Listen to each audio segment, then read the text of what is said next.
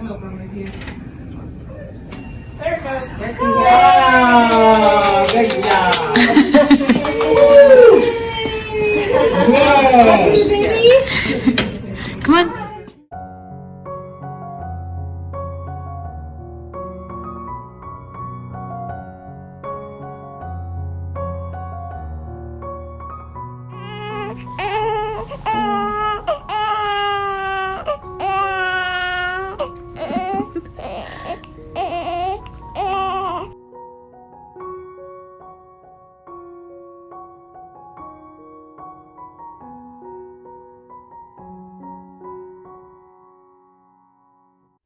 Hey guys, welcome back to my channel. I am going to be telling you guys about my birth story. As of today, I had my son 4 months ago. He is 4 months old. My story of my birth was actually pretty easy. It was not like as crazy as I thought was going to be with my daughter, like what to expect with my daughter. I'm going to have to like turn off my phone. So the whole time I have not uploaded. Probably the last time I ever uploaded was about when I was 22 weeks pregnant, and here I am 4 months postpartum, and the last time I uploaded was 7 months ago. Here is my story. My baby woke up. I'm gonna talk to you guys. Hey guys. I had to go get him real quick, but here is my baby boy. His name is Lucas. Say hi. Hi. He just woke up, so he's kind of like extremely super tired. Baby, look, camera. He sees my drink. He sees this. That's so funny. Let me put that down because it's like a little flash thing. But here is my baby boy. He is 4 months as of today. Da, Snochek da, the 4 months old today? The big boy? Huh? The big boy da. So, you guys, 4 months ago, I had this baby boy. He's a little chubby, chunk little guy ever. Snochek, look up. Anyway, my experience of my labor. So we got induced on November 29th of 2019. It wasn't like I'm gonna get Pitocin and boom, you know, like go into labor. I actually had, like, I was only 4 centimeters dilated, so instead of getting Pitocin, we decided just to break our water. My water. Whose water? Just mine. So that's what we did. We ended up breaking my water at 8-ish and a half around there in the morning. You guys, my contractions like hit like super hard every hour. The nurse, whenever comes in, she comes, checks me every hour, every single time. My cervix keeps on opening, like keeps opening. After that, I think it was like after the 6th time that she came in, she, checked me, and I asked her, like, when do you get an epidural after, you know, like when is the right time? So she's like, okay, well, let me check you and then we'll see. I was like, okay. So she checked me and I was about 5-ish and a half centimeters dilated. I think after like 5 you're not allowed to get it, or after 6, I don't remember. And so that's what we ended up getting, an epidural. After, when she checked me, I was actually 5.5 centimeters dilated. This happened like probably in the afternoon, because I came around 7 a.m. I clocked in like I'm working or something. I signed in and everything in the morning, and then at 8 o'clock in the like 8 and a half around there, they ended up breaking my water. After a while, after getting my epidural, you guys, that freaking hurt so bad, worse than the ones I got like 2 weeks before, because I had to get him flipped down ways because he was breech. And the epidural that time, first time, was not as bad as this time, like the one when I gave into labor. A few hours went by, they gave me epidural. I they told me that my contractions are slowing down. So they gave me the IV just in my hand. They didn't have any connection to it, like no fluids, nothing inside my hands. And then when they give me the epidural, then they're gonna start the IV or something like that, or Pitocin.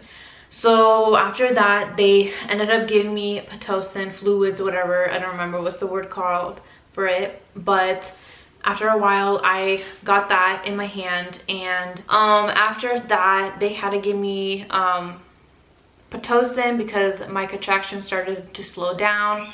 And then about like 2 hours later, I ended up being 9 centimeters. My mom called me and she's like, did you give birth yet? And I was like, no. And she's like, oh, what? Like, I'm already on the way there. Like, I'm driving. And I was like, Ma, I haven't gotten, like, they didn't even come in to check me if I'm like dilated all the way. And she's like, okay, well, by the time I get there, hurry. She's like, you should be already having the baby by the time I get there. And I was like, okay. Like, I didn't think of anything. And when she comes in, like, she was only there for like about 5 minutes. Then the nurse came in to check me, and you guys, I was 9 centimeters dilated. Bro, I was like, my mom's prayers just answered.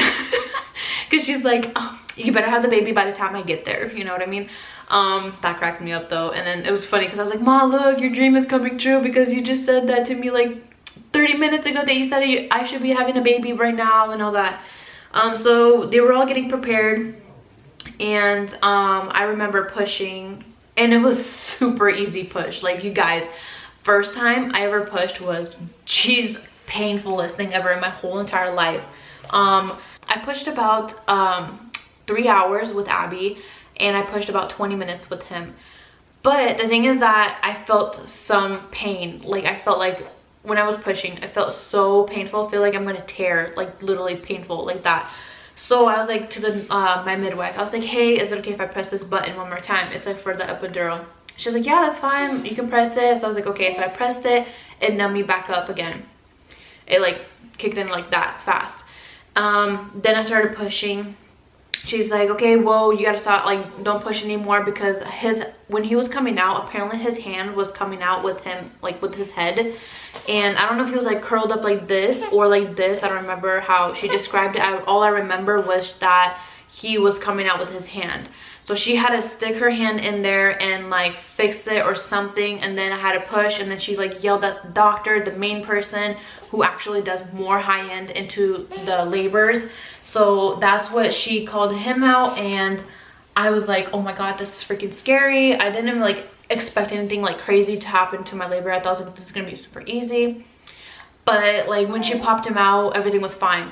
But the thing is that like apparently he swallowed some fluid and it got into his lungs. So when he was on my chest for about 5-10 minutes, they ended up taking him onto the bed where they put the baby on there and like wiped them down and everything. And my mom was standing over there because I asked them to tell my mom to come in, and my mom came in with my daughter because she was the only one who was like taking care of my child, because I don't have no one else to babysit my kid besides my mom. Came like a whole hour away. She stayed at my house for like 5 days. And so she did that, and I'm gonna find a toy for him really quick. I'm sorry. So my mom came in there and she was standing by Lucas, which that's what's his name. We named him Lucas. And I remember it was kind of scary because they had like a little tube that they had to literally shove in his mouth through his throat to suction the something like just like lungs out or something. I probably have like a mini clip of it, of them doing that, but I'll probably end up blurring their faces. But later they had to take him actually to the NICU upstairs. And so my mom and my husband went upstairs with Lucas to the NICU. He had to be there for about like 4 hours. Like first 2 hours he had to be on oxygen, the other half he has to try to breathe without the oxygen. I was not worried because I knew everything was going to be okay. Everyone else was like kind of freaked out, scared, and thinking like, oh my God, Yolanda, this is scary. But the thing is that I didn't want to be scared because I know God is watching him and God is like protecting him. I know everything's going to be perfectly fine. Like I don't think anything is going to go crazy, you know, like what people think that, you know. And So after, you guys, I have not seen my son for about 6.5 hours.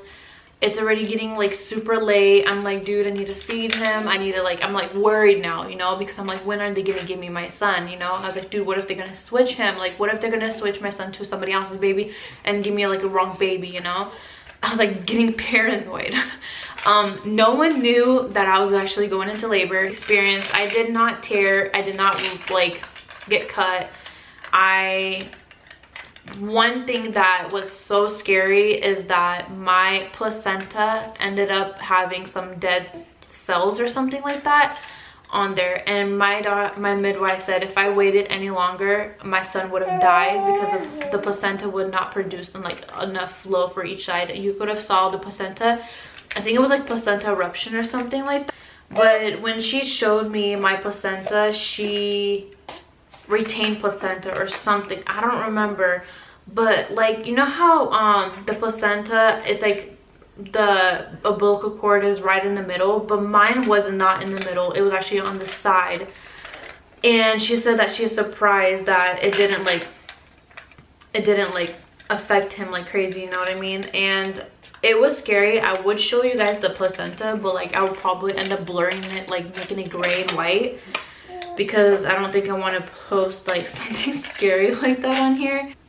Okay, so here is the picture of my placenta. As you can see, usually the placenta, the tree is literally like right in the middle, but mine was up in the corner.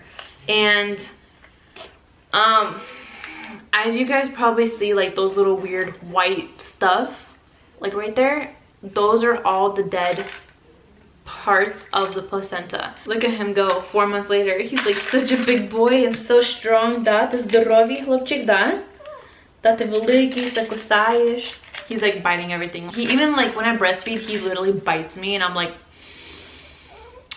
bro, that hurts. You don't do that to mama, please. But I just put the toy over there. He's like, Ma, I want that. Oh, you tired? Да? Ти tired?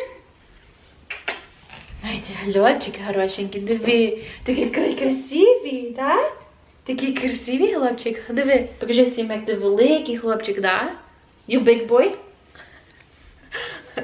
I guess he's hungry because he's probably like, Ma, I want to eat. But, nah, sosku. Yum, yum. Okay, so he's about to not breastfeed, he's just having his pass. So that is my birth story, and we are healthy, we are like growing. He's like over here stuck in the pacifier like, Mama.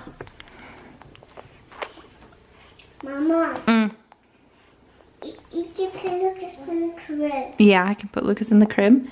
Він туди сосає соску. Диви. І вольосом є. Say hi, guys. Say hi, guys. Let's say hi, guys.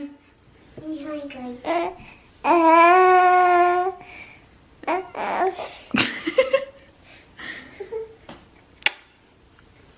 It's so weird. I have 2 babies, you guys.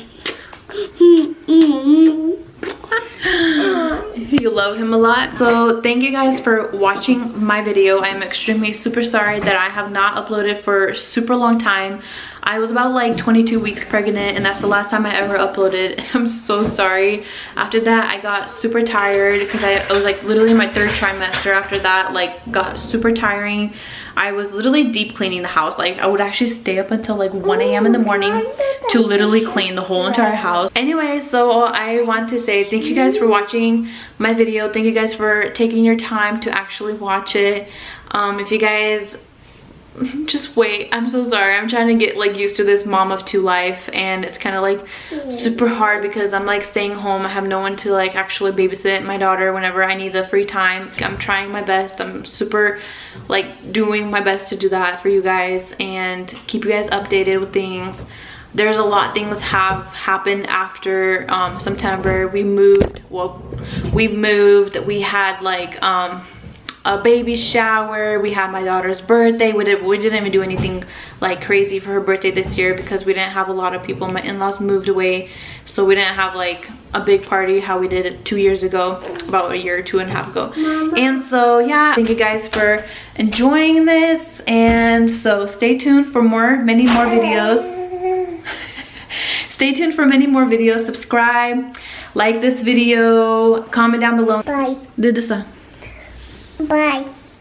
Bye. Go camera.